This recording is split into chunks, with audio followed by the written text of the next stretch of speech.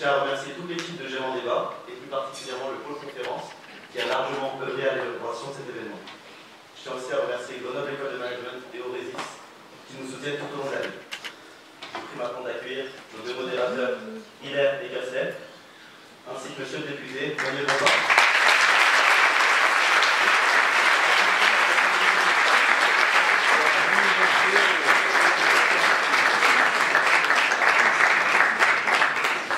Avant de commencer cette conférence, je vais laisser la parole à Léon et Lucas pour introduire notre invité. Bonjour à tous. Aujourd'hui, nous accueillons nul autre qu'un alumni de l'ENSIMAG de l'Institut Polytechnique de Grenoble, un thésard en maths appliquées et un membre lors de la création d'une start-up dans l'IA. Donc, si on devait résumer, aujourd'hui, nous accueillons un homme de science, un homme de maths, monsieur Manuel Bompard.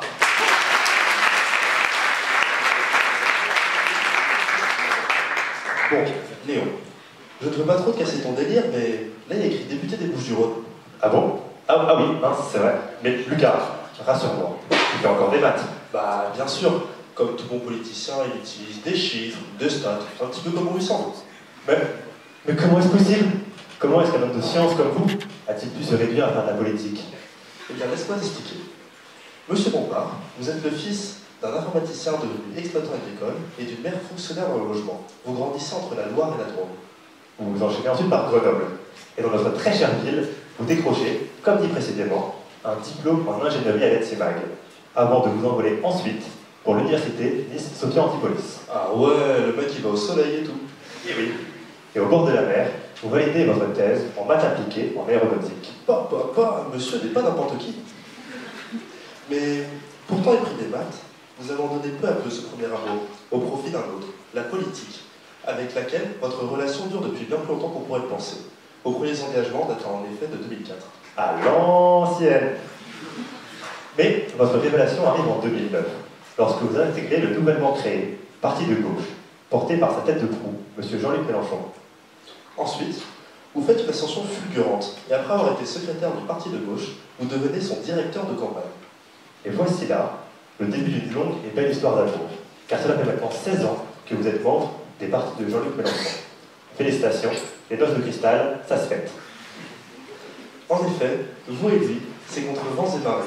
Quand Jean-Luc Mélenchon proclamait haut et fort lors de la perquisition de vos locaux en 2018, la République, c'est moi. Vous avez sûrement dû penser qu'il venait de dire la République, c'est nous. Puisque vous aussi, vous avez été condamné à 7 000 € d'amende pour rébellion. Mais bon, en soi, une broutille pour un salaire de parlementaire. Mais nous nous égarons. Concentrons-nous plutôt sur votre parcours. Entre 2015 et 2017, membre d'un parti alors loin de la splendeur qu'on lui connaît aujourd'hui, vous vous battez vaillamment, bien qu'à perte, lors d'élections départementales et législatives. Et vous savez quoi? Le travail paye. Et oui, le travail paye. Car en 2022, vous accédez à une importante circonscription. Celle, entre autres, des 3 premiers arrondissements de Marseille. Avec un impressionnant score de 73,9%, vous l'emportez face au parti présidentiel. Et cette circonscription, vous la gagnez à nouveau en 2024. Par la suite, en tant que député, vous luttez contre l'interdiction du port de l'abaya et contre la suppression la suppression de la clause de conscience des médecins dans le cadre de la pratique de l'IVG. Autre chose à retenir est ici présent, avec nous, le fer de lance de la stratégie de communication de LFI. Avec plus de 120 apparitions en 2024, vous êtes un peu la boîte à musique du parti. Bon, monsieur Bompard, nous avons tourné ça sur le ton de l'humour, mais merci de votre présence aujourd'hui. Et sur ce, mesdames et messieurs, nous vous souhaitons à tous une bonne conférence. Bonne conférence à tous.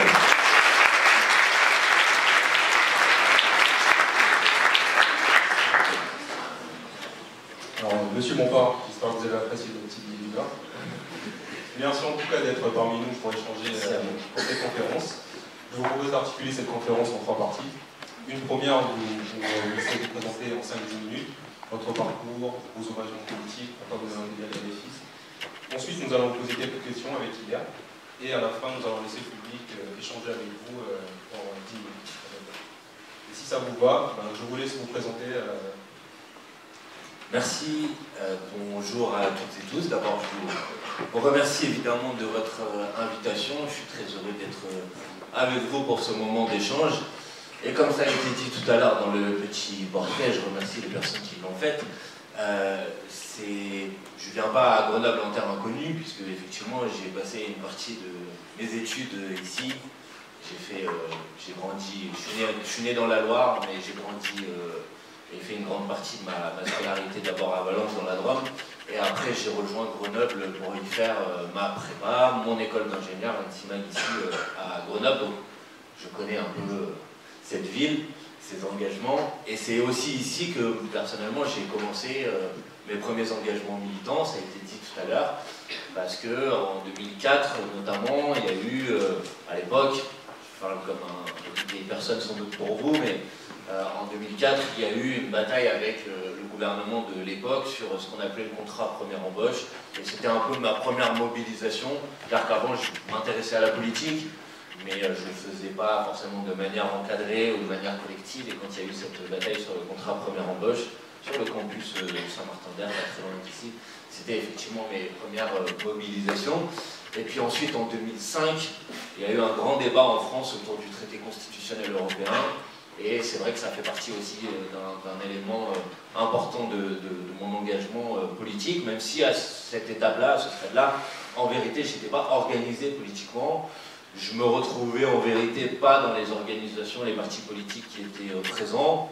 Pour aller vite, je dirais que je ne me retrouvais pas dans l'orientation du Parti socialiste parce que je considérais qu'il avait abandonné sa perspective de transformation de la société, mais je ne me retrouvais pas forcément non plus dans les autres formations politiques qui existaient à gauche, où j'avais l'impression qu'elles ne se posaient pas vraiment la question de la stratégie pour accéder au pouvoir. Et c'est vrai qu'au moment où Jean-Luc Mélenchon a créé, alors en 2008, en vérité plutôt fin de l'année 2008, le Parti de gauche, c'est vrai que là j'ai eu l'impression de retrouver à la fois une formation politique qui restait dans un objectif de transformation assez radical de la société, et en même temps qui se dotait d'une stratégie et qui se posait la question de savoir comment on faisait en sorte d'être pas seulement dans la protestation ou dans l'idée qu'on a des bonnes idées mais qu'elles n'arriveront jamais au pouvoir, mais qu'on se posait la question de savoir comment on arrivait à exercer un jour ces idées et à faire en sorte que la société puisse changer. Et c'est vrai que c'est à ce moment-là, dans la création du Parti de gauche, que j'ai franchi pour la première fois l'étape, on va dire, de l'engagement partisan. Et ensuite, je dois dire que je suis plutôt content, fier du parcours qui a été parcouru depuis, puisque ça a été dit tout à l'heure, initialement le Parti de gauche c'était un tout petit parti, avec les premières élections auxquelles j'ai participé, l'objectif c'était plutôt de faire 5%. Et puis petit à petit on a progressé avec le Parti de gauche, avec le Front de gauche, et puis après avec la création de la France Insoumise. Ça on va dire c'est du point de vue de mes engagements politiques.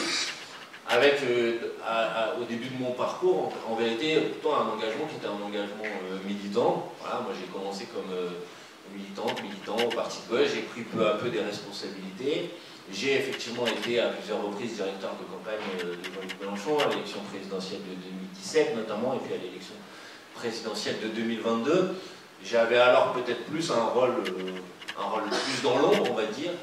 Et puis petit à petit, j'ai occupé un rôle peut-être plus visible, plus public, en tout cas ces dernières années, en me posant toujours la question de savoir où j'avais l'impression d'être le plus utile pour défendre les idées qui étaient les miennes, les idées qui étaient les nôtres, et plutôt avec succès de mon point de vue, même si effectivement, et évidemment pour l'instant ça ne s'est pas traduit par une accession de la force politique que je représente et du programme politique que je porte au plus haut niveau de responsabilité. Et puis après l'élection présidentielle de 2022, j'ai, en tant que directeur de campagne de Jean-Luc Mélenchon à ce moment-là, été aussi à l'initiative des négociations qui ont permis d'abord la création de la NUPES en 2022 pour les élections législatives, et puis ensuite du nouveau Front Populaire. J'ai d'abord été député européen à partir de 2019, pendant 3 ans. J'ai donc siégé au Parlement européen dans cette période. Et puis à partir de 2022, j'ai effectivement été élu à l'Assemblée nationale. Je représente ce qu'on appelle la 4e circonscription des Bouches-du-Rhône, c'est le centre de Marseille.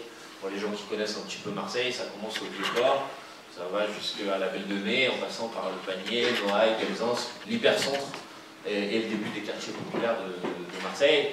Et c'est une circonscription dont je suis très fier d'être le représentant. C'est une circonscription très dure socialement, très pauvre. On dit souvent que le 3e arrondissement de Marseille, qui fait partie de la circonscription, est l'arrondissement le plus pauvre de la France hexagonale. C'est un arrondissement dans lequel il est difficultés au pouvoir d'achat, liées à l'inflation, au chômage, les difficultés liées au logement. C'est aussi dans ma circonscription qu'il y a eu les effondrements de la rue d'Aubagne, dont vous avez sans doute entendu parler, donc les problématiques d'habitat insalubre. Voilà, c'est une circonscription dans laquelle les problématiques, les questions que j'essaye de porter avec mes amis de la France Insoumise au niveau national, elles ont des conséquences qui sont des conséquences immédiates et concrètes. Ça, c'est du point de vue de mon parcours politique. Après, du point de vue de mon parcours personnel et professionnel, effectivement, j'ai étudié ici à Grenoble, j'ai fait l'ENSIMA qui m'a permis d'avoir un diplôme d'ingénieur, et puis ensuite j'ai fait une thèse. Alors ma thèse, elle était en mathématiques appliquées à l'aéronautique, et le thème de ma thèse, c'était autour de l'optimisation des formes d'ailes d'avion, pour aller vite, pour des algorithmes de mathématiques qui permettent de calculer les formes optimales, qui permettent, on va dire, d'avoir des avions qui sont les plus efficaces d'un point de vue aérodynamique. Et donc c'est des algorithmes, des méthodes de développement qui ensuite sont intégrés dans les logiciels de conception des avions. Voilà, moi j'ai travaillé sur ça. Alors, petite correction par rapport au portrait qui a été fait tout à l'heure, j'ai été effectivement rattaché à l'université de Nice, mais en fait ma thèse je l'ai fait à l'ONERA, qui est en région parisienne, qui s'appelle l'Office national des études et recherches aérospatiales. L'université de Nice, c'était mon université de rattachement. Et puis à l'issue de ma thèse, je me suis engagé dans une petite entreprise, une start-up, qui s'appelle Adagos, qui travaille sur les techniques initialement pour les appliquer à l'aéronautique, mais ça s'est élargi depuis, sur les méthodes d'intelligence artificielle.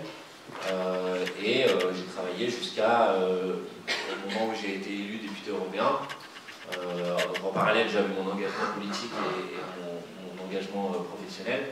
Mais quand vous êtes élu député européen, comme quand vous êtes élu député national, c'est un mandat à plein temps, donc vous ne pouvez pas continuer à travailler à côté. Donc je me suis arrêté. J'ai arrêté mon parcours professionnel en 2019 pour être d'abord député européen, puis ensuite député national. Voilà pour vous présenter un petit peu les éléments de mon parcours. On me pose parfois la question de savoir qu'est-ce que ça fait pour un scientifique d'être engagé politiquement. C'est vrai que c'est pas forcément la norme.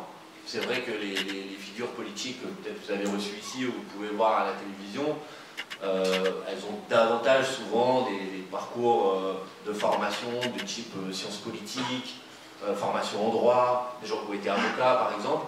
C'est vrai qu'il y a peu de scientifiques engagés en politique. Il y avait Cédric Villani qui était député de La République En Marche dans la mandature précédente. On est quelques-uns, mais pas beaucoup. Moi je trouve que ce serait bien qu'il y en ait plus. Je pense que ça apporte aussi, ça a aussi des atouts, je pense, sur les questions politiques, même si évidemment les choix politiques sont différents des expertises techniques, mais je pense que c'est utile aussi parfois sur un certain nombre de sujets politiques d'avoir une expertise technique issue de sa formation ou de son parcours professionnel. Et voilà, et moi j'essaye de continuer mon engagement politique, même si je reste évidemment intéressé par les questions scientifiques. Voilà, pour vous présenter de manière la plus complète, mais il y avait bien beaucoup de choses qui avaient été dites mon parcours. Merci en tout cas pour cette présentation. Alors aujourd'hui, nous avons choisi le sujet « La France au défi du blocage des institutions ». Alors on va d'abord parler de la légitimité de ces institutions.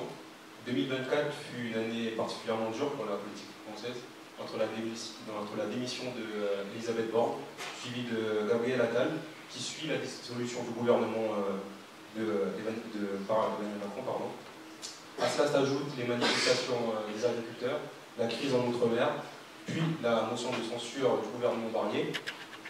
Selon vous, comment sommes-nous arrivés à ce niveau d'instabilité en France? Alors d'abord, vous avez raison de dire que l'année qui vient de s'écouler, l'année 2024, a été une année extraordinaire, pour plein de raisons. Il y a eu 4 premiers ministres en 2024. C'est inédit dans l'histoire de la Ve République. Je crois même que c'est inédit dans l'histoire de la 4e République, alors qu'on avait tendance souvent à dire que la 4e République, on est passé à la 5e parce que la 4e République était marquée par une très grande instabilité. En tout cas, les promesses autour de la constitution de la 5e République, c'était des promesses de stabilité. Et effectivement, l'année qui vient de s'écouler, avec ces changements de Premier ministre, avec la dissolution de l'Assemblée nationale, avec la censure du gouvernement de Michel Barnier au mois de décembre, est extraordinaire. La censure du gouvernement, la censure d'un gouvernement sous la 5e République, c'est la 2e fois que ça arrive de toute l'histoire de la 5e République, et la dernière fois c'était il y a 60 ans. Donc je pense que le caractère extraordinaire de cette année est évident. Bon, les raisons de cette instabilité sont à mon avis assez profondes. D'abord, je pense qu'on a observé déjà en 2017 à l'élection présidentielle. L'élection présidentielle, c'est l'élection qui structure quand même beaucoup de la vie politique française. Déjà en 2017, on a commencé à avoir l'émergence d'une tripartition du champ politique, avec 3 blocs qui émergent et qui structurent dorénavant la vie politique, alors que dans toute la séquence précédente, pendant des années et des années, la vie politique française, elle était plutôt marquée par une forme de bipartisme. Il y avait la gauche, la droite, pour aller vite. Et au sein de la droite, il y avait l'UMP, qui est après devenu les Républicains, et puis au sein de la gauche, il y avait le Parti Socialiste, qui était la force dominante. C'est vrai qu'il y a l'émergence de cette tripartition du champ politique, et puis je crois, moi, que l'instabilité de 2024, elle provient aussi du fait que l'élection présidentielle de 2022, notamment le deuxième tour de cette élection présidentielle, et la réélection d'Emmanuel Macron, c'est une réélection qui se fait par défaut, qui se fait au deuxième tour face à l'extrême droite, et donc, alors que traditionnellement dans nos institutions, l'élection présidentielle, elle permet en quelque sorte de purger les désaccords, les choix politiques.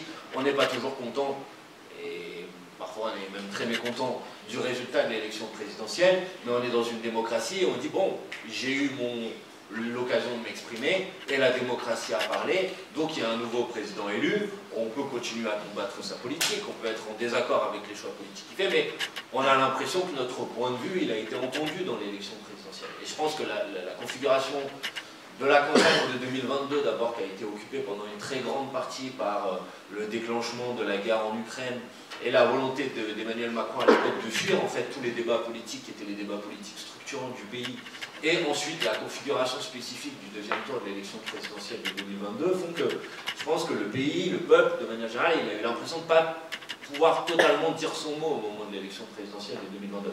Et je pense que ça provoque aussi, et ça produit cette situation d'instabilité. Et puis après, il y a la décision assez incomprise, je pense, de manière assez large dans le pays, quelles que soient d'ailleurs ses opinions politiques, d'Emmanuel Macron de dissoudre l'Assemblée nationale, qui produit en vérité une situation qui est une situation par définition instable, puisque vous avez aujourd'hui 3 blocs à l'Assemblée nationale. Aucun de ces blocs à l'Assemblée nationale ne dispose ni d'une majorité absolue, ni même d'une majorité relative qui serait conséquente, à quelques sièges de la majorité absolue. Vous avez le nouveau Front populaire qu'on a constitué au moment des élections législatives, qui est le plus gros bloc issu des élections. Mais vous avez une volonté de la part du président de la République Emmanuel Macron, après avoir perdu les élections européennes, après avoir perdu les élections législatives, de refuser tout changement de politique. Et donc de s'accrocher au pouvoir, de nier le résultat des élections législatives et de ne pas faire ce qu'il aurait dû faire s'il était dans le rôle qui est le sien, c'est-à-dire de garant des institutions. Quand vous êtes garant des institutions, vous prenez la formation politique, la coalition politique qui dispose du plus grand nombre de députés à l'Assemblée nationale. Certes, elle n'a pas de majorité absolue, mais vous lui dites, c'est à vous de constituer un gouvernement, allez-y, constituez un gouvernement. Et puis si ensuite, le premier n'y arrive pas et est censuré parce que sa politique n'arrive pas à gagner une majorité de députés à l'Assemblée nationale pour appuyer ces textes de loi, alors vous allez voir le deuxième, et puis après vous allez voir le troisième. C'est normalement comme ça que ça fonctionne, en tout cas c'est comme ça que ça fonctionne dans toutes les démocraties occidentales. C'est d'abord le vainqueur de l'élection à qui vous confiez la responsabilité de constituer un gouvernement. Puis ensuite, si ça ne fonctionne pas, vous appelez le deuxième. Et le président de la République, parce qu'il refuse parce qu'il s'accroche au pouvoir en vérité, a pris une décision différente, a nommé Michel Barnier, qui est en plus issu à l'époque d'une force politique qui a fait 6% des voix aux dernières élections législatives. Il a dit, c'est à vous que je vous confie la responsabilité de constituer un gouvernement. Et donc évidemment que ça devait produire ce que ça a produit, c'est-à-dire que sans légitimité populaire et parlementaire suffisante, le gouvernement de Michel Barnier ne pouvait que être censuré. Et une fois que le gouvernement de Michel Barnier est censuré, plutôt que de réaliser et de enfin se résigner à respecter le résultat des élections législatives, vous avez un président de la République qui s'entête dans le même chemin, puisqu'il nomme cette fois François Bayrou, qui lui est sans doute le premier soutien d'Emmanuel Macron, c'est celui qui a fait son élection en 2017, et donc en s'inscrivant encore dans l'idée que malgré le fait qu'il a perdu les élections, malgré le fait que le gouvernement de Michel Barnier a été censuré, c'est sa même politique qui va continuer à s'appliquer. Et donc moi, je ne suis pas devin, je n'ai pas de boule de cristal. Mais je vous dis sincèrement ce que je pense. Ce que je pense, c'est que les mêmes causes produiront les mêmes effets et que le gouvernement de François Bayrou ne tiendra pas beaucoup plus longtemps que le gouvernement de Michel Barnier. Je le crois, je pense que c'est ça qui va se produire. Donc voilà, effectivement, on est dans une situation qui est une situation d'instabilité. La question qui nous est posée à ce moment-là, parce que je pense qu'on est tous attachés à l'idée qu'il faut ramener de la stabilité. Et ramener de la stabilité, ça ne peut pas se faire à n'importe quel prix. Si on veut ramener de la stabilité, la question c'est comment on fait. Bon. Moi je ne crois pas aujourd'hui qu'un gouvernement, dans la configuration actuelle de l'Assemblée nationale, puisse ramener de la stabilité au pays pendant des mois et des mois. Donc personnellement je considère que le point de blocage, c'est pas juste ma position personnelle, c'est la position de la France Insoumise, le point de blocage aujourd'hui de la situation, le responsable de l'instabilité, il est à l'Élysée, il s'appelle Emmanuel Macron. Et je pense qu'on ne retrouvera pas une situation de stabilité politique si on ne se revient pas devant les électrices et les électeurs, si on n'organise pas une élection présidentielle anticipée, si on dit pas aux gens, maintenant tranchez. Quand vous êtes dans une situation de blocage politique en démocratie, c'est le souverain, le peuple qui doit débloquer la situation. Et pour débloquer la situation, il faut organiser une nouvelle élection, que les gens tranchent. Et après, on en acceptera tous le résultat, mais ça permettra de ramener au pouvoir une force politique, un programme qui aura une légitimité populaire. Parce que si vous n'avez pas, vous pouvez avoir la légalité de l'élection, il a la légalité de l'élection. Moi, je ne conteste pas l'élection d'Emmanuel Macron à l'élection présidentielle de 2022. Je ne conteste pas la légalité de son élection, mais il ne dispose pas aujourd'hui de la légitimité populaire pour mettre en place son programme. Or, dans une démocratie, c'est l'idée que vous consentez au fait qu'il y a quelqu'un avec qui vous êtes en désaccord qui gouverne, vous consentez au fait que ce soit lui qui gouverne même si vous êtes en désaccord parce que vous considérez que vous avez eu un moment pour vous exprimer, ça a été les élections, et comme vous êtes bon joueur, vous respectez le résultat des élections. Donc je pense qu'on ne sortira pas personnellement de cette situation de blocage et d'instabilité sans un retour aux urnes qui à mon avis passe par une élection présidentielle anticipée, parce que je ne crois pas qu'une nouvelle dissolution de l'Assemblée nationale qui pourrait avoir lieu maintenant dans plusieurs mois produisent un résultat sensiblement différent que les dernières élections législatives qui ont eu lieu au mois de juin et au mois de juillet. Toujours lié à cette question d'instabilité, les Français ont peu confiance en leur politique aujourd'hui. En effet, seulement 31% des Français déclarent avoir confiance dans les institutions politiques et le taux d'abstention ne cesse de croître, il a même doublé entre les deux précédentes élections présidentielles. Ainsi, selon vous, est-ce qu'il y a une fracture politique trop importante entre les élus et le peuple? Et quelles réformes on pourrait mettre en place pour résoudre ce problème? Alors évidemment, je pense que notre pays connaît une crise politique profonde, pas juste circonstancielle. Je pense qu'il dure depuis des années et des années. Quand vous avez donné une comparaison sur 2 élections, mais quand vous regardez l'évolution globalement de la participation aux élections, toutes élections confondues, sur une période d'une vingtaine d'années, vous voyez petit à petit, vous avez une partie croissante de la population qui considère que les élections, ça ne sert plus à rien d'aller voter. Et même les élections qui, initialement, disaient que c'était des élections un peu protégées de ce phénomène. Je pense par exemple aux élections municipales. On dit souvent, les municipales, c'est différent parce qu'on connaît son élu, on connaît son maire. Alors certes, la dernière élection municipale, elle était en période de Covid, donc je pense qu'il y avait par ailleurs ce paramètre qui a joué. Mais y compris sur ces élections-là, il y a une forme de désintérêt. Il y a des exceptions quand même qu'il faut souligner dans cette évolution, et notamment la dernière élection législative, qui a quand même été, de ce point de vue-là, un moment de sursaut populaire. Les élections, alors c'était pas parfait, hein, mais il y a eu 67 ou 68% de participation à la dernière élection législative, alors qu'à l'élection législative précédente, de 2022, qui a fait suite à l'élection présidentielle, on était plutôt autour de 50% de participation. Donc là, il y a eu un moment de sursaut. Mais je pense que c'était un moment dû à des circonstances très particulières, à la dissolution de l'Assemblée nationale, pour une grande partie de la population, au sentiment que l'extrême droite pouvait s'emparer du pouvoir, et ça a provoqué aussi un moment de réaction populaire de gens qui se sont dit non, on va aller voter pour empêcher ça, et il y a eu une participation plus importante qu'à d'autres élections. Mais vous avez raison, il y a un phénomène en profondeur, ça se traduit et ça s'observe à travers la participation aux élections, mais pas seulement. Je pense que ça s'observe aussi, par exemple, à travers les nouvelles formes d'expression de la colère dans notre pays depuis maintenant une dizaine d'années.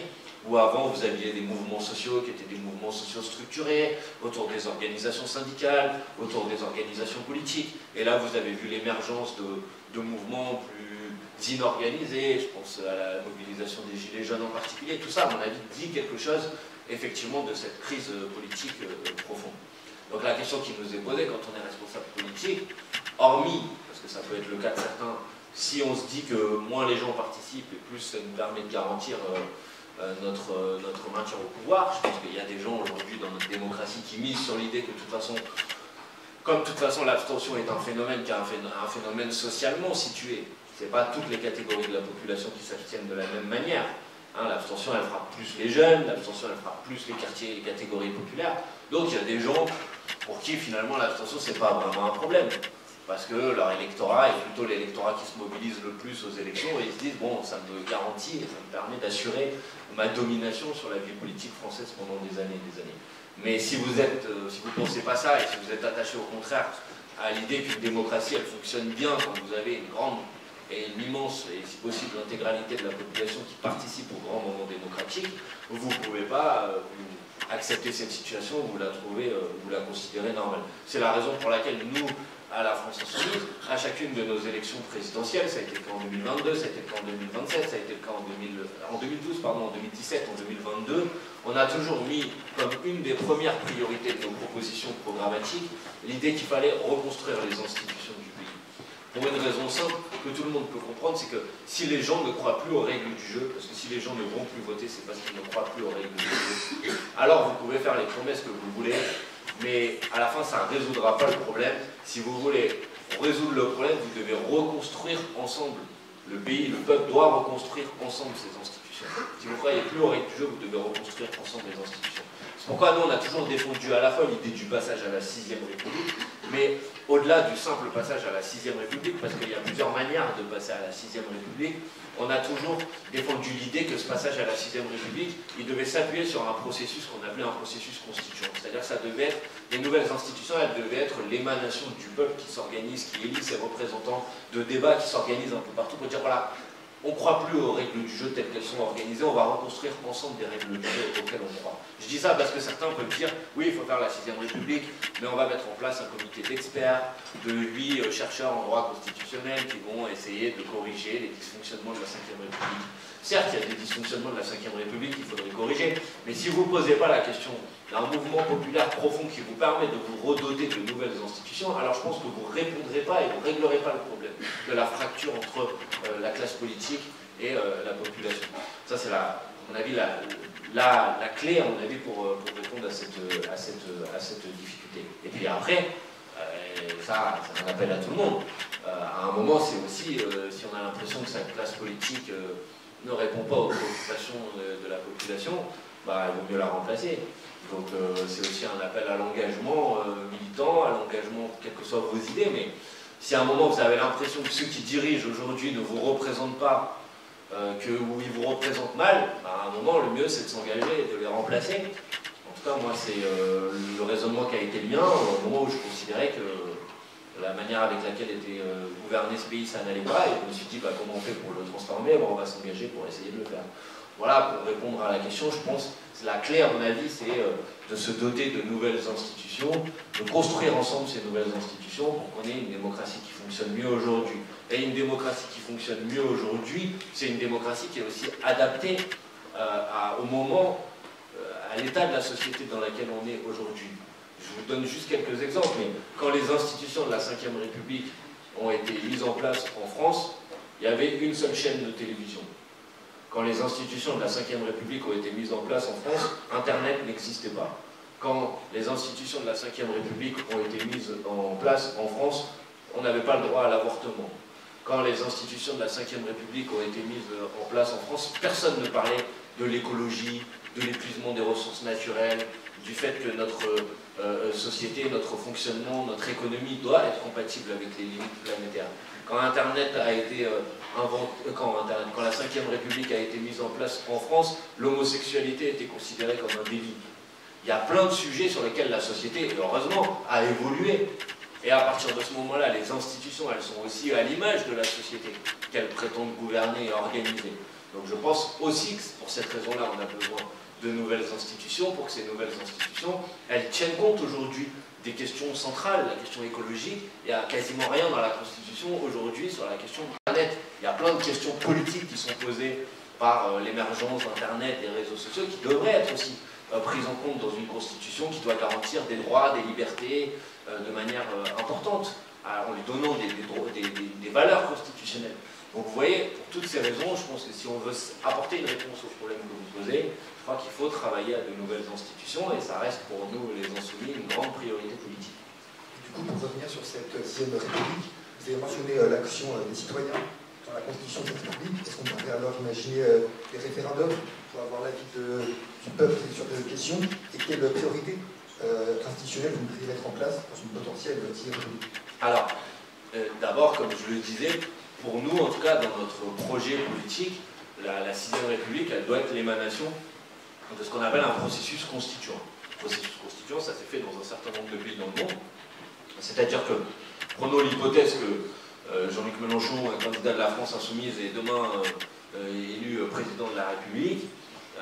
La première décision que nous prenons, c'est que dans les élections législatives suivantes, au moment où vous allez avoir ces élections législatives-là, on propose aussi un référendum au peuple français de convoquer, d'organiser la mise en place d'une assemblée constituante.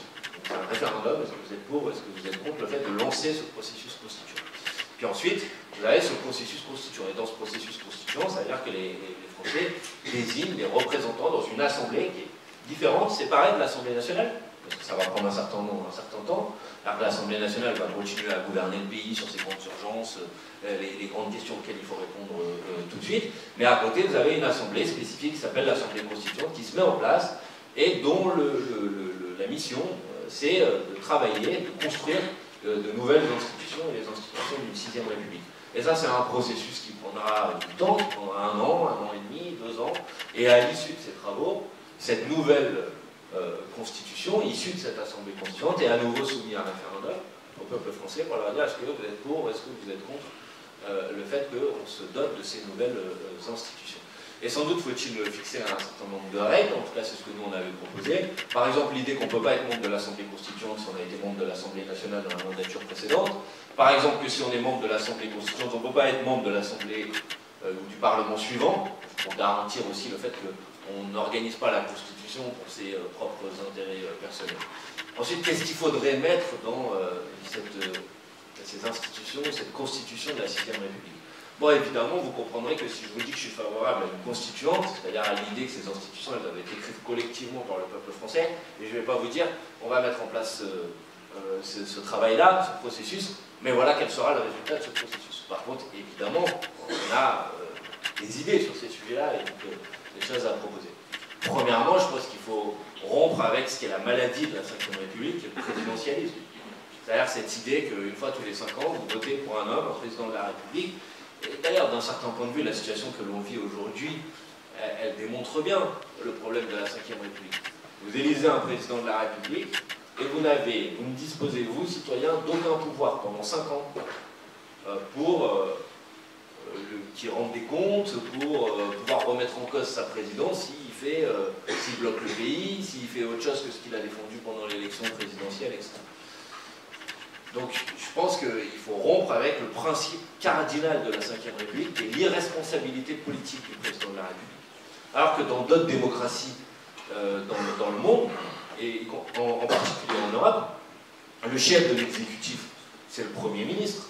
Et le Premier ministre, il est responsable devant l'Assemblée nationale. Si le Premier ministre fait l'inverse de la politique qu'il s'était engagé à mettre en place pendant la campagne, alors vous pouvez le censurer, vous pouvez le renverser à l'Assemblée nationale. Donc il y a un principe de contrôle de l'individu qui dirige par, ici, une assemblée, ici, dans certains pays, ce qu'on appelle la possibilité de référendum révocatoire, c'est-à-dire par le peuple qui peut dire « Ah, à mi-mandat, non, on s'arrête parce que vous aviez pris des engagements pendant la campagne présidentielle et en fait, vous faites autre chose. » Donc je pense qu'il faut rompre avec ce principe-là. Donc ça veut dire casser le présidentialisme et avoir une démocratie qui soit une démocratie davantage parlementaire, avec le Premier ministre et pas le président de la République qui dispose de l'essentiel des pouvoirs qui sont des pouvoirs d'exécutif contrôlés, avec un gouvernement contrôlé par l'Assemblée nationale. Ça, c'est à mon avis la première chose majeure. Deuxièmement, il faut avoir un principe d'articulation entre la démocratie représentative. Il ne s'agit pas de dire on va arrêter la démocratie représentative. On ne peut pas gouverner tous les jours à 65 ou 70 millions de citoyens. Évidemment qu'il y a des représentants. Mais on n'est plus en 1958. Donc il faut trouver des modalités qui permettent d'articuler la démocratie représentative avec des formes de démocratie directe. On introduit des doses de démocratie directe dans le système de la démocratie représentative. C'est le référendum d'initiative citoyenne, c'est la possibilité d'avoir un référendum révocatoire. C'est-à-dire que oui, il y a des représentants, oui, il y a une démocratie représentative, mais elle a un rythme. Or, aujourd'hui, on est dans une situation où on a des possibilités d'expression directe des citoyens qu'il faut intégrer dans notre fonctionnement institutionnel. Là, il y a plein de pays où il y a régulièrement des référendums d'initiative citoyenne, des référendums populaires. Il y a même des États des États-Unis où vous avez des procédures qu'on appelle procédure de recall, c'est-à-dire, ah non, on n'est plus d'accord, donc à mi-mandat, on a la possibilité de révoquer un élu, et il y a une nouvelle élection qui est organisée pour que les citoyens puissent trancher à nouveau. Ça, à mon avis, c'est la deuxième idée majeure. Après, il y a des débats. Est-ce qu'il faut conserver un président de la République ou pas? En gros, est-ce qu'il faut conserver un président de la République à l'italienne, à l'allemande, qui a un rôle essentiellement symbolique, c'est le chef de l'exécutif et plutôt le chef du gouvernement? Est-ce qu'il faut carrément ne plus avoir de président de la République? Est-ce qu'il faut une chambre, juste l'Assemblée nationale, ou est-ce qu'il faut deux chambres, l'Assemblée nationale et le Sénat? Il y a des arguments, à mon avis, intéressants pour défendre les deux options. Ça, je pense que c'est aussi le rôle de la Constitution de trancher, ou en tout cas de débattre de ces questions. Et puis après, il y a une question qui est moins relative à l'organisation des pouvoirs publics, qui fait référence à ce que je disais tout à l'heure sur comment la société a évolué depuis l'avènement de la Ve République. C'est, il faut inscrire aussi dans la Constitution, donner à des nouvelles questions, à des nouveaux droits, des protections qui soient des protections constitutionnelles. Moi, je suis très fier que ce soit à l'initiative de mon groupe, du groupe de la France Insoumise, que l'année dernière, on ait introduit le droit à l'IVG dans la Constitution. Parce que ça règle pas tous les problèmes sur l'accès à l'IVG, hein, que les choses soient claires, et ça désarme pas les opposants à l'IVG qui continuent à exister. Mais par contre, ça donne à ce droit une protection qui est une protection constitutionnelle. Et ça, c'est super important. Mais il y a plein d'autres questions qu'il faudrait introduire dans la Constitution. Moi, je suis pour introduire dans la Constitution ce qu'on appelle la règle verte, c'est-à-dire que toutes les politiques publiques, chaque année, elles doivent être évaluées à l'aune de leur impact sur le changement climatique et sur l'épuisement des ressources naturelles. Et qu'on n'a pas le droit de consommer chaque année davantage que ce que la planète est capable de reproduire et de régénérer. Ben ça pourrait être un principe constitutionnel. Je pense que la liberté du genre devrait être un principe constitutionnel. Je pense que la neutralité du net, c'est-à-dire le fait que Internet permet beaucoup d'opportunités, mais aussi porteur de pas mal de dangers. Quand on voit ce qui se passe en ce moment avec Musk, par exemple, je pense qu'il faudrait donner valeur constitutionnelle au principe de la neutralité d'Internet, et qu'Internet ne peut pas être capté par des intérêts privés. Voilà, pour vous donner quelques exemples de nouveaux droits, de nouvelles questions qui, à mon avis, devraient être introduites dans une constitution de la 6e République. Mais en même temps, vous parlez d'une assemblée constituante beaucoup plus représentative, mais à l'heure actuelle, par exemple, dans l'Assemblée nationale, qui du coup sont dirigés par des députés qui sont élus, 85% des amendements déposés sont rejetés à cause de cette fracturation entre deux blocs, surtout opposés. Finalement, ça va être juste le reflet de ce qui se passe actuellement. Je ne suis pas sûr. Alors d'abord, dans une assemblée constituante, on ne discute pas de tous les sujets. On ne discute pas des questions de politique économique, des orientations budgétaires. On discute de l'organisation des pouvoirs publics. Et de quelles grandes questions, à quelles grandes questions de donner les valeurs qui sont des valeurs constitutionnelles. Vous avez raison, vous pointez le doigt sur un sujet important, en tout cas le début de votre question, vous pointez le doigt sur un sujet important, c'est la représentativité de nos assemblées par rapport à la population aujourd'hui. Moi je le dis très franchement et très tranquillement, aujourd'hui l'Assemblée nationale française n'est pas suffisamment représentative de la population française. Elle n'est pas suffisamment représentative en matière professionnelle, elle n'est pas suffisamment représentative en matière sociale, elle n'est pas suffisamment représentative en matière générationnelle. Il n'y a pas assez d'ouvriers, il n'y a pas assez d'employés, il n'y a pas assez de personnes issues des quartiers populaires, il n'y a pas assez d'agriculteurs, il y a des professions qui sont surreprésentées, d'autres qui sont sous-représentées dans l'Assemblée nationale. Donc évidemment que si vous voulez résoudre ce problème de représentation, il y a aussi toute cette partie-là du travail qui doit être engagée. De ce point de vue-là, il y a souvent eu un débat sur la constituante, sur est-ce que la constituante doit être mise en place par l'élection ou par le tirage au sort. Avec certaines personnes qui disent bah, le tirage au sort a une vertu qui est une vertu de meilleure représentation de la population, mais il y a aussi un inconvénient, c'est que en fait les gens deviennent membres de votre assemblée uniquement pour ce qu'ils sont dans la société et pas pour ce qu'ils défendent comme opinion ou comme idée politique. Alors leur désignation n'est plus l'émanation d'un débat politique, mais l'émanation d'un choix statistique. Nous, la manière avec laquelle on traitait ce débat et cette question, parce que honnêtement c'est une question ouverte, c'était de dire qu'au moment où on met en place l'Assemblée constituante, il pourrait tout à fait y avoir un bulletin pour élire tel candidat, tel candidat, tel candidat, et puis il y aurait un bulletin supplémentaire qui s'appelle tirage au sort. Et puis ensuite, si le bulletin de tirage au sort il fait 20%, et ben vous avez 20% de la composition de l'Assemblée constituante qui est déterminée par tirage au sort. Au moins, c'est les Français qui décident s'il faut de l'élection ou du tirage au sort. Ça, c'est juste pour répondre à la question de la représentation. Je ne dis pas que ça va tout résoudre. Hein. Après, il y a plein de questions qui sont posées dans cette question de la représentation. Comment les partis politiques eux-mêmes deviennent plus représentatifs de la population. Comment vous faites en sorte que quand vous êtes élu, vous avez un véritable statut de l'élu qui vous permet à la fin de votre mandat de retrouver une vie et une activité professionnelle, parce que sinon, les seuls qui peuvent s'engager dans la vie politique, c'est ceux qui ont les moyens matériels pour le faire. C'est ceux qui ne se posent pas la question, qui ne sont pas inquiets de savoir qu'est-ce qu'ils vont faire à l'issue de votre mandat. Donc, il y a aussi plein de sujets, à mon avis, à traiter, et ça peut être fait à la fois dans la loi, mais à la fois dans de nouvelles institutions qui permettent une meilleure représentativité de la classe politique, qui doit être à l'image de la population, ce qu'elle n'est pas malheureusement suffisamment aujourd'hui. On a progressé sur certains sujets. Honnêtement, on a progressé sur la question de la parité. C'est pas encore parfait, hein, malgré la parité qui est dans la loi aujourd'hui. Vous avez, y compris à l'Assemblée nationale, une Assemblée nationale qui n'est pas paritaire aujourd'hui. Alors que vous avez une obligation légale au moment des élections législatives de présenter autant de candidates que de candidats, et si vous ne le faites pas, vous avez des amendes et des pénalités financières qui sont importantes, mais encore trop souvent, les formations politiques, elles mettent les hommes sur les meilleures circonscriptions et les femmes sur les plus mauvaises, ce qui fait qu'à la fin, vous avez encore une Assemblée nationale dans laquelle il y a 60-65% d'hommes et seulement 30 ou 35% de femmes. On a progressé par rapport à ce qui était il y a 15 ans ou 20 ans, mais honnêtement, on est loin du compte.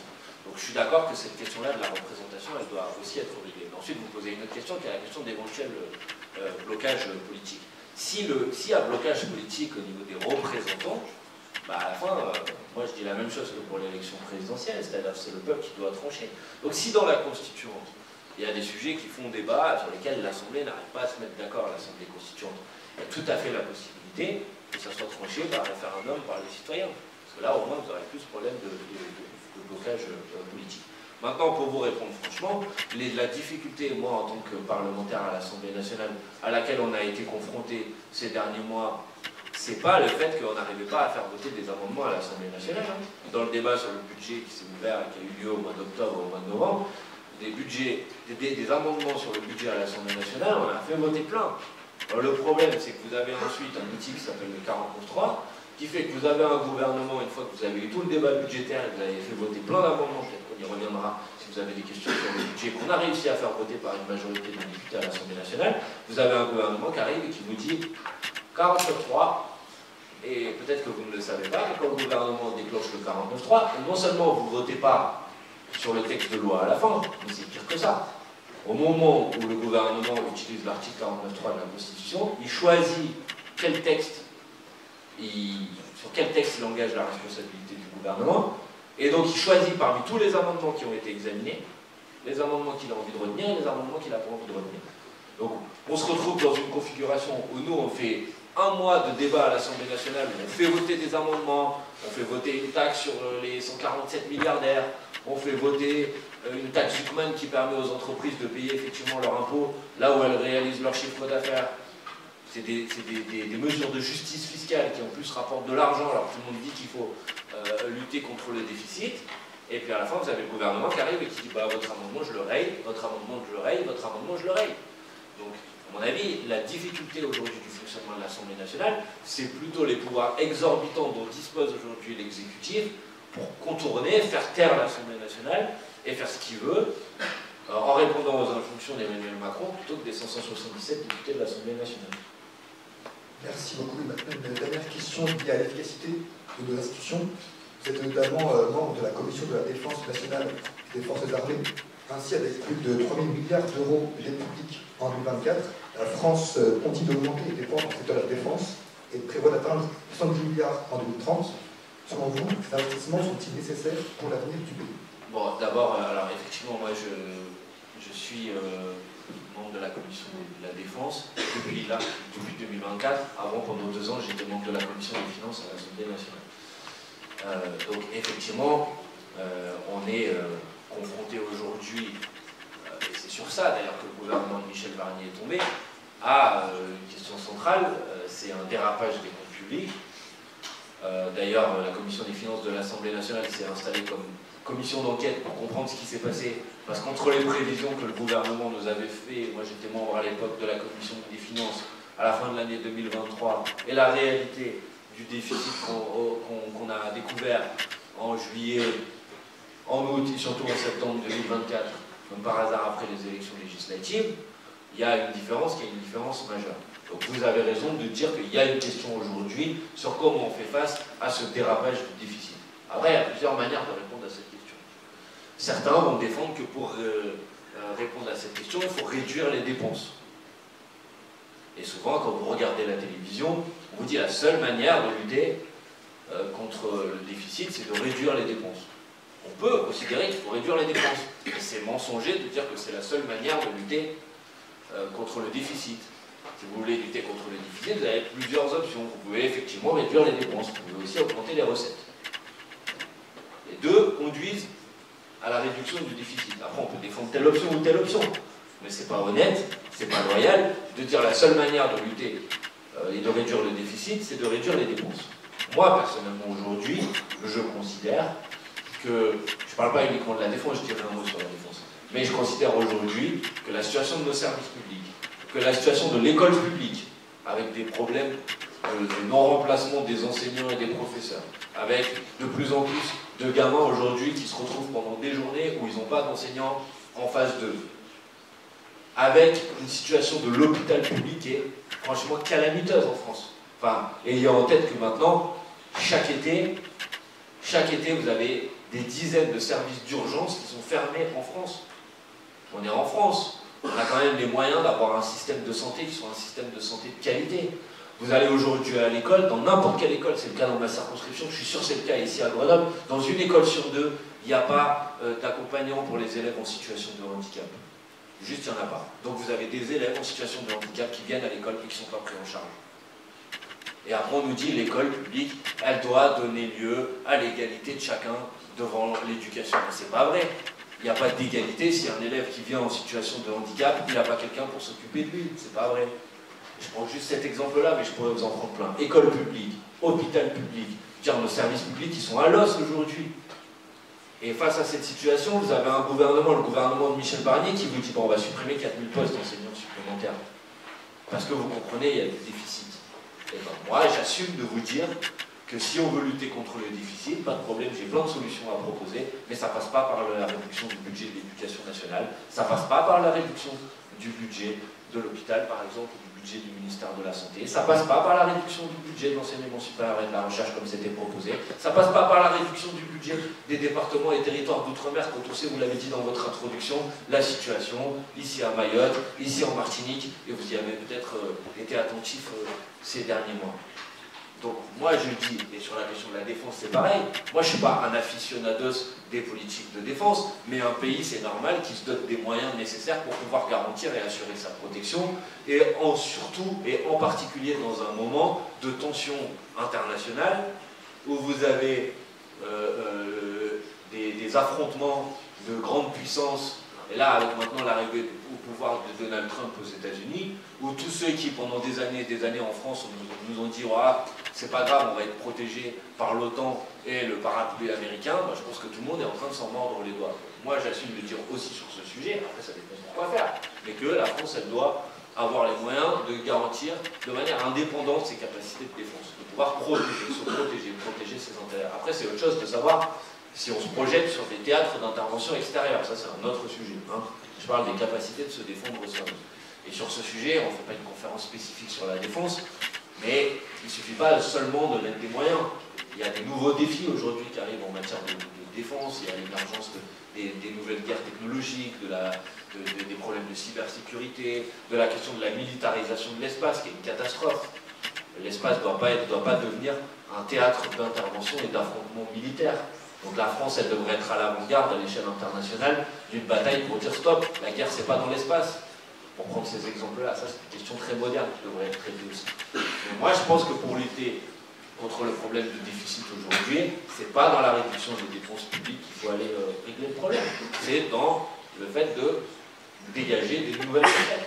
Et d'ailleurs, vous savez, vous pouvez dire ouais, vous dites toujours ça, mais quand y compris les agences de notation, et je n'ai pas l'habitude de citer les agences de notation ces dernières années, quand elles posent le problème du déficit en France, elles disent ah, le problème c'est que depuis qu'Emmanuel Macron est arrivé au pouvoir en 2017, l'État a renoncé à peu près 60 milliards d'euros par an de recettes. Parce qu'on a supprimé l'impôt de solidarité sur la fortune, parce qu'on a fait ce qu'on a appelé le crédit d'impôt compétitivité emploi, c'est-à-dire des réductions de charges financées par l'État pour les grandes entreprises.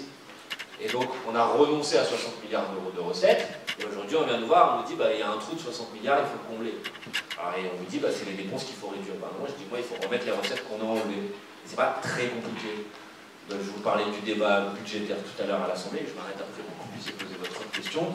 Mais dans le budget à l'Assemblée nationale, et dans les débats qu'on a fait sur le budget à l'Assemblée nationale, juste avec 2 amendements qu'on a proposés, on faisait rentrer 40 milliards d'euros de recettes nouvelles sur les 60 milliards que cherchait le gouvernement de Michel Barnier. Et vous savez c'était quoi ces 2 amendements? Parce qu'on va me dire, ouais, vous avez des solutions simples. Pas forcément ici, mais dans les médias on dit oui, mais c'est trop facile de dire que la solution c'est d'aller taxer les uns et les autres. Le premier de ces amendements, c'est ce qu'on appelle la taxe Zuckman sur les milliardaires.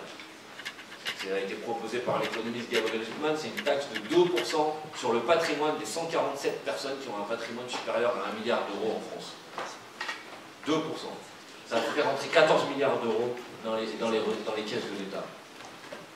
Et on me dit oui, vous allez taxer les Français. Pardon, non, je ne taxe pas les Français, je taxe 147 milliardaires en France. On peut considérer que 2% de taxes sur les milliardaires, c'est quand même pas du vol. Et le deuxième dispositif qu'on proposait, c'est ce qu'on appelle, c'est toujours Zuckman, l'économiste qui a proposé ça, l'ancien prix Nobel d'économie, ce qu'on appelle la taxation Zuckman sur les entreprises, qui consiste à une chose simple, c'est qu'une entreprise qui produit son chiffre d'affaires en France, elle doit payer son impôt en France. Et donc le dispositif Zuckman, c'est très simple. Vous prenez le bénéfice réalisé, déclaré en France, et vous prenez le bénéfice déclaré par le groupe à l'échelle mondiale. Vous faites le ratio entre les deux. Et ensuite, vous prenez le chiffre d'affaires effectivement réalisé en France, et vous prenez le chiffre d'affaires réalisé à l'échelle mondiale. Et vous faites le ratio entre les deux. Et si les deux ratios ne correspondent pas, c'est simple, c'est que l'entreprise, elle est maligne, elle fait son chiffre d'affaires en France, et elle évacue une partie de son chiffre d'affaires pour déclarer l'essentiel de son bénéfice dans des pays dans lesquels on ne paye pas d'impôts, ou moins d'impôts qu'en France. Et vous prenez ça, vous prenez la différence, et vous dites, la différence, vous allez la payer en France. C'est juste une mesure qui consiste à dire, je ne propose même pas d'alourdir l'imposition sur les entreprises, juste de dire que les entreprises qui réalisent leur chiffre d'affaires en France doivent payer leur impôt en France. Et ça va rentrer 25 milliards d'euros dans les recettes de l'État. Vous prenez les 2 dispositifs que je vous ai proposés, c'est 40 milliards sur les 60 milliards d'euros d'économie que le gouvernement cherche. Et je ne crois pas que ce soit des mesures qui soient des mesures révolutionnaires, ce dont je viens de vous parler. Bon. Donc vous voyez, il y a plein d'autres solutions pour réduire et répondre au problème du déficit, et je ne crois pas que ça passe par le fait de réduire les dépenses, et certainement pas les dépenses des services publics essentiels qui sont déjà à l'os aujourd'hui. Merci. Les dernières questions. Nous allons maintenant laisser la parole au public. On va passer les micros pour que vous puissiez poser vos questions.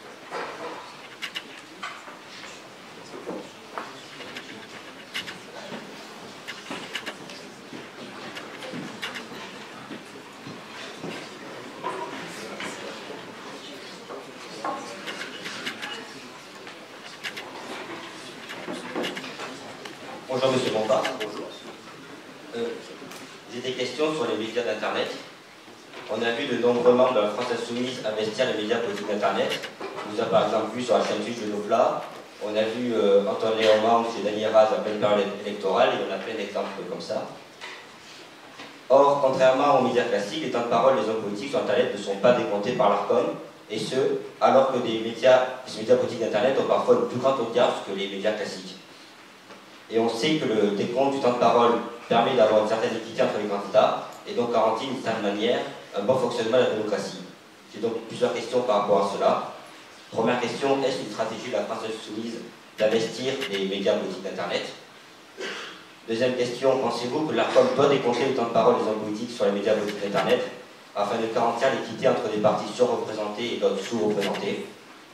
Et si oui, est-ce possible de réguler les médias politiques d'Internet, ou bien Internet serait-il condamné à subir une certaine forme de loi de libre marché? Merci M. Bompard. Merci pour la question. Alors, pour répondre franchement à votre question sur est-ce que c'est une stratégie de la France Insoumise de développer, on va dire, ses médias, de sa communication sur les réseaux sociaux, ma réponse est oui. C'est une stratégie d'ailleurs d'assez long terme. Jean-Luc Mélenchon a été l'un des premiers responsables politiques, par exemple, à avoir une chaîne sur YouTube. Et même avant la France Insoumise, c'était même pas de ma génération, moi je vous rassure, je sais que Jean-Luc Mélenchon avait un canal de communication sur le Minitel dans les années 80. On a toujours été sur sur une idée simple, en fait, c'est que tout lieu d'interface, de contact entre des gens, de dialogue, de discussion, que ce soit dans la vie, dit-on, réelle ou par les réseaux numériques, est un lieu qui est propice pour faire de la politique. C'est des lieux de débat, de discussion, et à partir de ce moment-là, une formation politique qui veut convaincre, elle doit utiliser tous les moyens de sa disposition pour convaincre. Et donc oui, on est très friand, très attentif sur les réseaux sociaux, l'émergence de nouveaux réseaux sociaux, les codes de communication de ces réseaux sociaux, et on essaye de s'y adapter pour faire passer le mieux qu'on peut nos messages, en tenant compte aussi des spécificités des différentes plateformes. Vous n'allez pas faire le même format pour YouTube ou pour TikTok. Donc oui, bien sûr, c'est une stratégie. Elle s'appuie sur plusieurs éléments, sur ce que je viens de vous dire là, sur aussi la nécessité, de notre point de vue, de contourner l'appareil médiatique traditionnel qui n'est pas un appareil neutre, qui n'est pas un appareil qui traite chaque formation politique à égalité, c'est pas un appareil qui est dénué d'intérêt, de confrontation qui existe dans la société. Sinon, vous ne pouvez pas comprendre pourquoi vous avez autant d'argent dans le développement d'un empire médiatique. Tout le monde a bien compris que les médias influent sur la vie politique. Et donc, quand vous n'avez pas les moyens de Bolloré, quand vous n'avez pas la possibilité de financer des chaînes d'information en continu avec des millions d'euros par mois pour faire en sorte que ces chaînes d'information en continu puissent fonctionner, et que vous êtes une formation politique qui ne dispose pas de ces relais et de ces moyens, vous cherchez d'autres moyens pour pouvoir faire passer vos messages. Et évidemment que l'utilisation des réseaux sociaux, c'est une manière de disposer d'autres moyens, même s'il y a aussi des difficultés.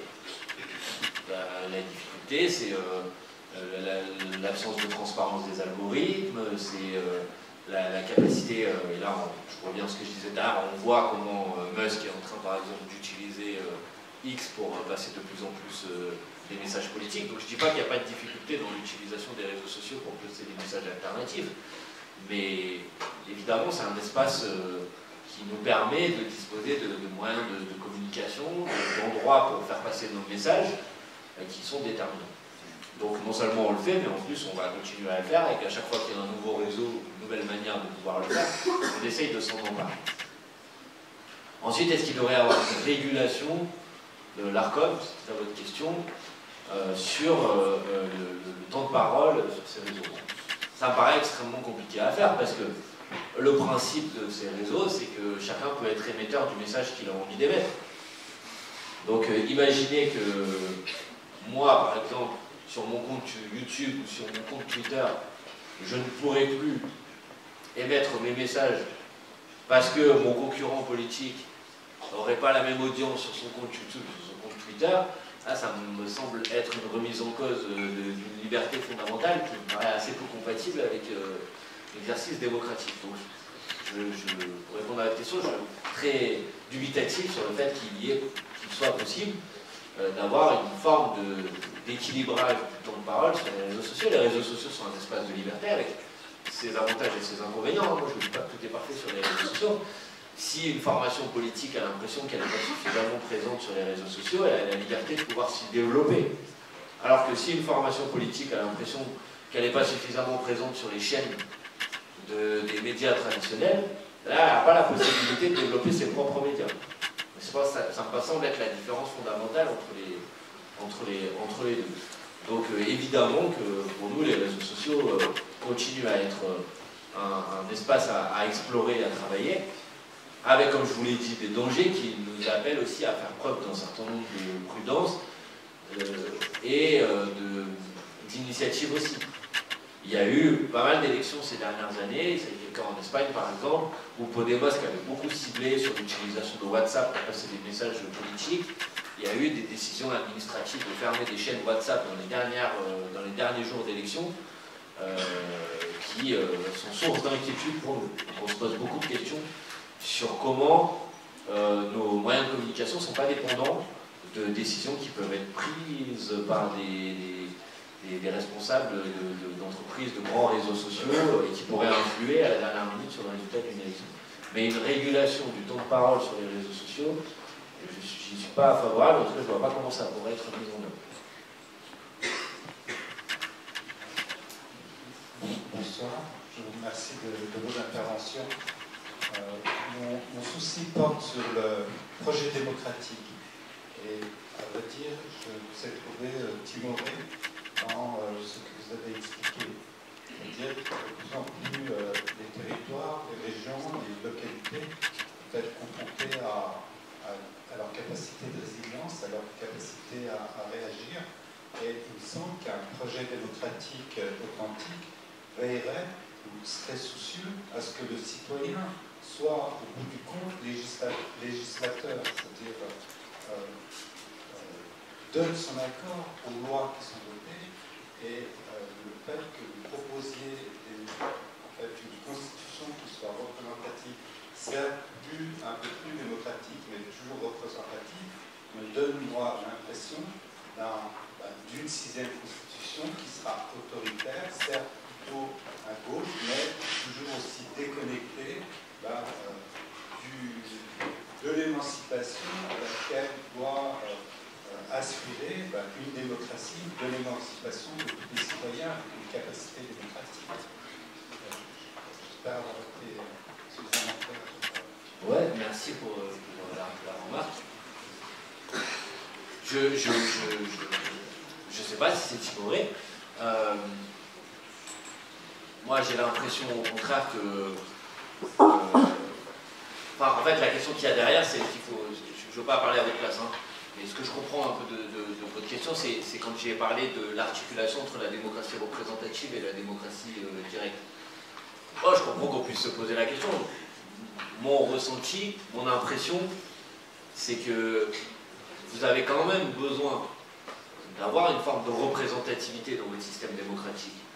Le problème, c'est que votre représentativité, aujourd'hui d'abord, elle n'est pas suffisamment représentative, j'en ai parlé, et surtout, elle retire aux citoyens son pouvoir de contrôle, son pouvoir d'action, son pouvoir de décision directe et immédiate. Je ne pense pas que ça soit, je ne pense pas que ça soit très timoré de dire qu'il y a la possibilité d'avoir la révocation d'un élu s'il ne respecte pas ses engagements politiques.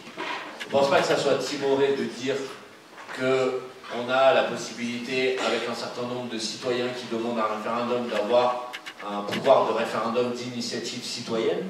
Pour prendre ces deux exemples-là, je pense qu'au contraire, ça serait déjà des évolutions qui seraient des évolutions très importantes. Après, comme la démarche que je propose, moi, c'est une démarche d'assemblée constituante, et comme je l'ai précisé tout à l'heure dans ma réponse, à partir du moment où on propose une démarche d'assemblée constituante, on ne va donc pas définir en amont quel sera le résultat de cette constituante. Si la population, si le peuple invente des pouvoirs d'intervention directe des citoyens supplémentaires, c'est pas à moi que ça va déplaire.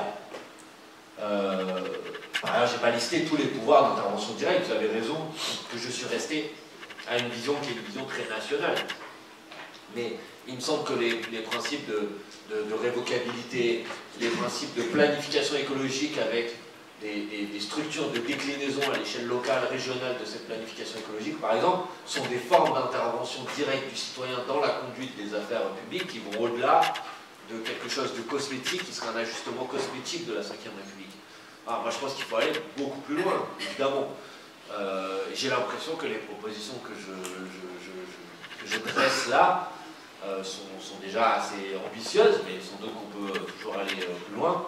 En tout cas, quand je vois les réactions qu'elles génèrent dans la classe politique traditionnelle aujourd'hui, j'ai l'impression qu'il faudra déjà beaucoup de détermination et beaucoup de mobilisation populaire pour arriver à ce qu'elle voit le jour demain.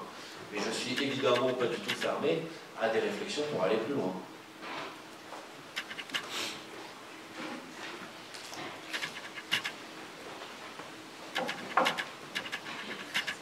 Bonsoir.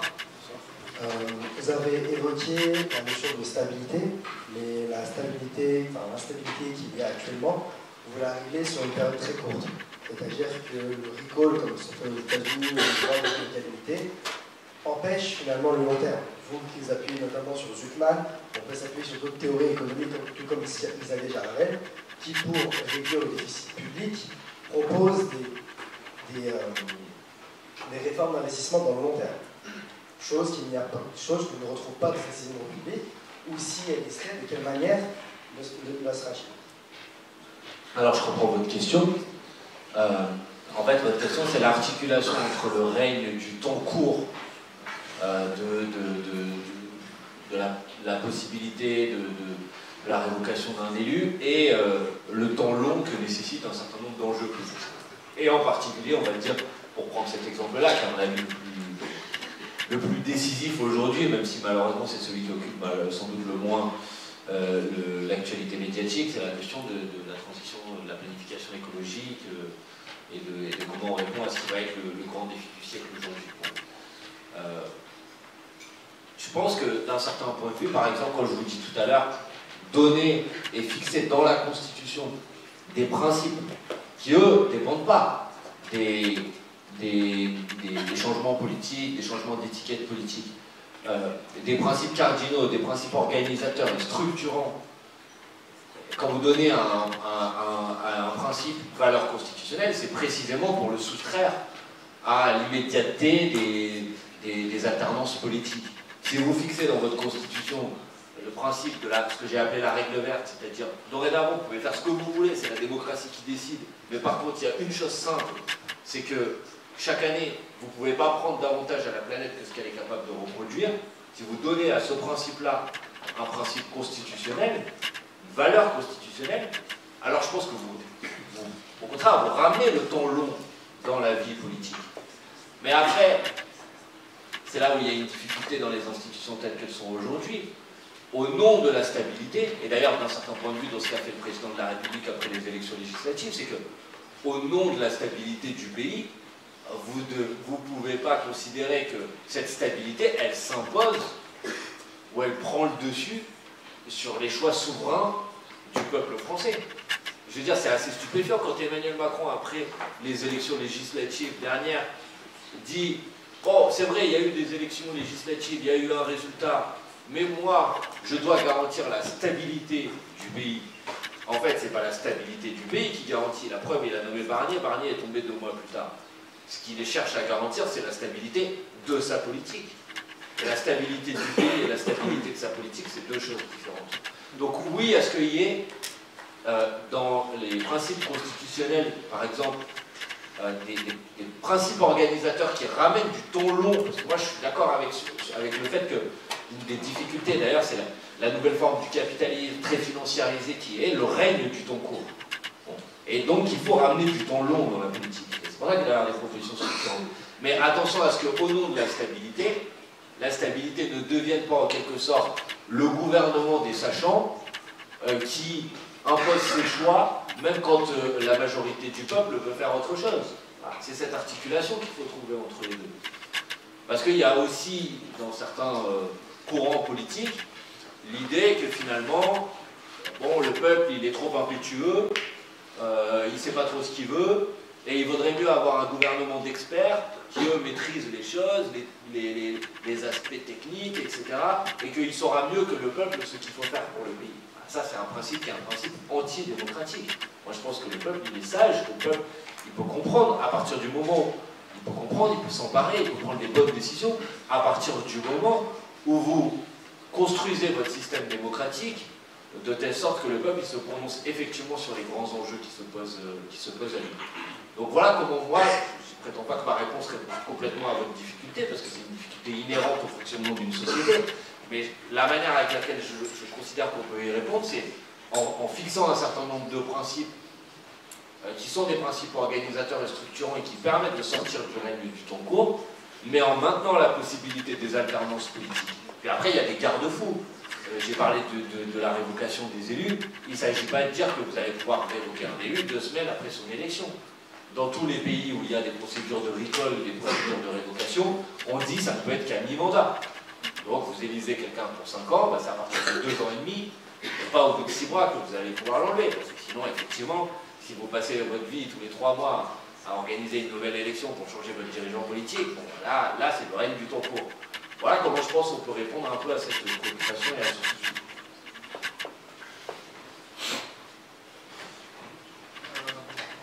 Bonjour M. Bompard, je vous remercie de prendre le temps d'échanger avec nous aujourd'hui. Je dois avouer que j'ai été assez séduit par votre discours aujourd'hui et pourtant je ne pensais pas. Ça peut arriver. Mais néanmoins, j'aimerais quand même vous poser 2 questions qui me viennent en tête. La première, je pense que vous connaissez 1984 de George Orwell et le pouvoir de la novlangue et de la double pensée. Pourquoi je vous dis ça? Parce que, en fait, bon, moi aussi j'en ai marre d'entendre des millionnaires et des milliardaires m'expliquer comment je dois vivre avec mon SMIC net de 1400 balles par mois. C'est assez fatigant. Néanmoins, je suis aussi fatigué par cette double pensée sans cesse, et cette novlangue, comme je vous disais. Quand j'entends en fait LFI et la NUPES m'expliquer en 2022 que M. Macron n'est pas apte à gouverner parce qu'il n'a obtenu qu'une majorité relative, et quand je vois en juin 2024 que la NUPES obtient la majorité relative et qu'elle nous explique que donc de principe elle doit gouverner, je me pose des sérieuses questions en fait sur pourquoi un revirement en 2 ans. Donc déjà j'aurais aimé que vous répondiez à ça. Et la deuxième question, franchement, comme je disais, j'ai été séduit par ce que vous dites. Néanmoins, moi, il y a une personne chez LFI que j'aime pas trop. Et c'est peut-être pas à vous que je devrais vous le dire, puisque vous étiez son directeur de campagne. Mais est-ce que vous ne pensez pas aujourd'hui que M. Mélenchon discrédite LFI? Alors, attendez, toutes les questions, moi je suis dans le débat, il n'y a pas de problème. Merci d'abord pour les questions. Je veux pas, bon, sur la première question, moi je vous dis ma vision des choses, peut-être vous l'avez perçu autrement. Moi personnellement, j'ai pas l'impression d'avoir changé de discours entre 2022 et 2024.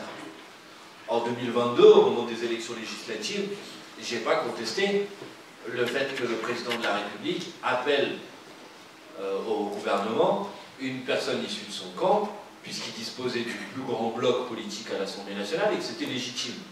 Par contre, j'ai fait mon travail d'opposition parce que j'étais en désaccord avec les orientations politiques de ce gouvernement.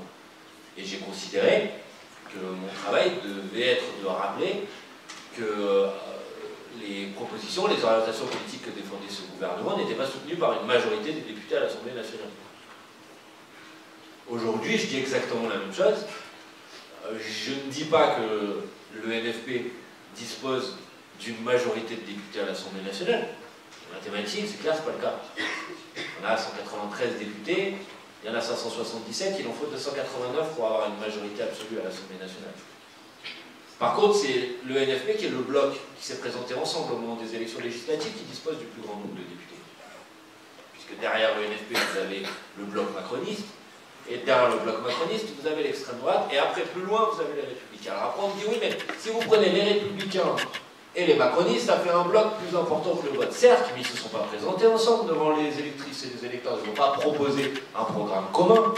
Et un certain nombre des élus, les Républicains, dans leur campagne des élections législatives en 2024, ils ont dit « Votez pour moi, moi je ne suis pas macroniste ».